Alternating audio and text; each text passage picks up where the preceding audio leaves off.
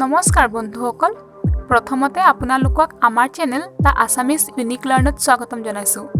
আজি মই আপোনালোকক আমাৰ পৃথিৱীৰ বিশাল অৰণ্য বা জংঘলৰ বিষয়ে ক'ম। আপুনি জানেনে আমাৰ পৃথিৱীৰ বিশাল অৰণ্যখনৰ নাম কি? ইয়াৰ নাম হ'ল এমেজনৰ জংঘল বা অৰণ্য।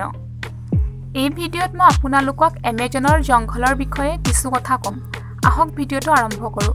তাৰ আগতে আপোনালোকে আমাৰ চেনেল দা আসামিজ ইউনিক লাৰ্ণটো ছাবস্ক্ৰাইব কৰি বেল আইকনটো প্ৰেছ কৰি ল'ব। এমেজনৰ জংঘলখন ব্ৰাজিলত আছে। ই অকল ব্ৰাজিলতে সীমাবদ্ধ হৈ থকা নাই, ই 9খন দেশলৈকে বিয়পি আছে। তাৰে ভিতৰত আটাইতকৈ বেছি 60% ভাগ ব্ৰাজিলত আছে।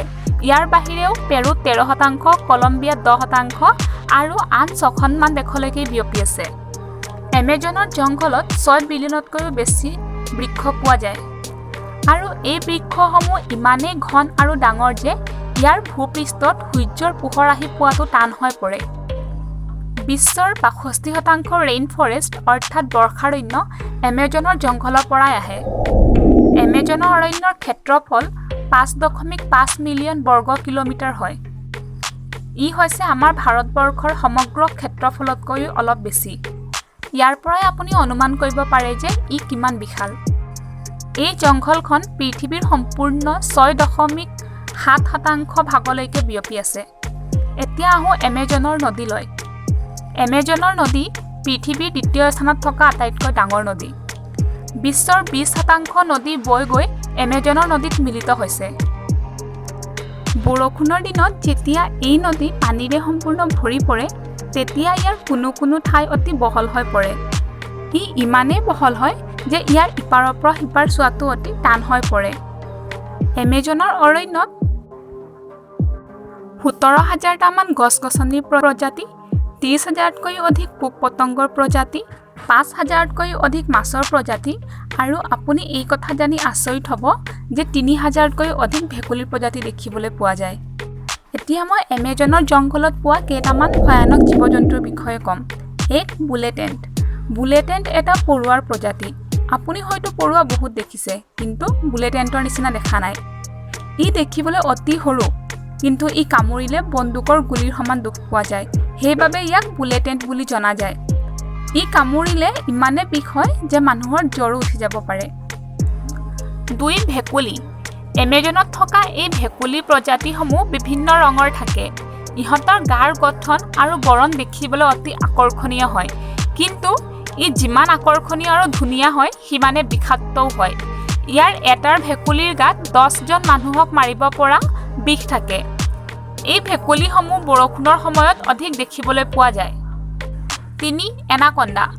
এমেজনৰ জংঘলত এনাকণ্ডা সাপ দেখিবলৈ পোৱা যায়। এই এনাকণ্ডা দৈৰ্ঘ্য 30ৰ পৰা 40 ফুট দীঘল। ই অতি ভয়ানক। ইহঁতৰ সৰু ডাঙৰ সকলো জীৱক গিলি দিব পাৰে। এই এনাকণ্ডাসমূহে এবাৰ যদি কোনো জীৱক গিলি দিয়াৰ পিছত এমাহলৈকে ইহঁত নোখোৱাকৈ থাকিব পাৰে। এই সাপ আটাইতকৈ বেছি বোকা থকা ঠাই বা পানীৰ ঠাইত পোৱা যায়।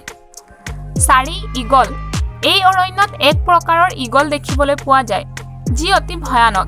ঈগলসমূহৰ ওজন 5তকৈ 6 কেজি থাকে আৰু ই নিজৰ গাৰ ওজনতকৈ দুগুণ ওজনৰ বস্তু লৈ উৰা মাৰিব পাৰে। সেইবাবে এই অৰণ্যত ভ্ৰমণ কৰিলে সৰু ল'ৰা-ছোৱালীৰ প্ৰতি সাৱধান হ'ব লাগে। 5 ইলেক্ট্ৰিক ইলছ। ইলছসমূহ হৈছে মাছৰে এক প্ৰজাতি। এই ইলছসমূহৰ গাত 6 ভল্টৰ বৈদ্যুতিক ক্ষমতা থাকে। ইলছসমূহৰ স্পৰ্শত যিকোনো মানুহ আহিলে সেই মানুহৰ হাৰ্ট এটেক অহাটো নিশ্চিত। ই মানুহৰ গাৰ কলেষ্ট্ৰল লেভেলটো কমাই দিয়ে। ইহঁতৰ গাত থকা বৈদ্যুতিক ক্ষমতাৰ ফলত ইহঁতে নিজৰ চিকাৰ নিশ্চিত মনে কৰে। ইয়াৰ উপৰিও এমেজনৰ জংঘলত জেগুৱাৰ পোৱা যায়। জেগুৱাৰসমূহ হৈছে নাহৰফুটুকী বাঘৰে এক প্ৰজাতি। ই নাহৰফুটুকী বাঘতকৈও অতি ভয়ানক।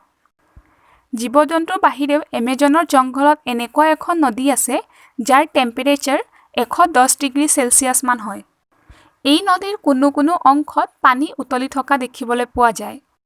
ইয়াত বাস কৰা কিছুমান জনজাতীয় লোকে তেওঁলোকৰ ভিতৰৰ যিকোনো মানুহৰ মৃত্যু হ'লে তেওঁলোকৰ মৃতদেহ এই নদীত পেলাই দিয়ে।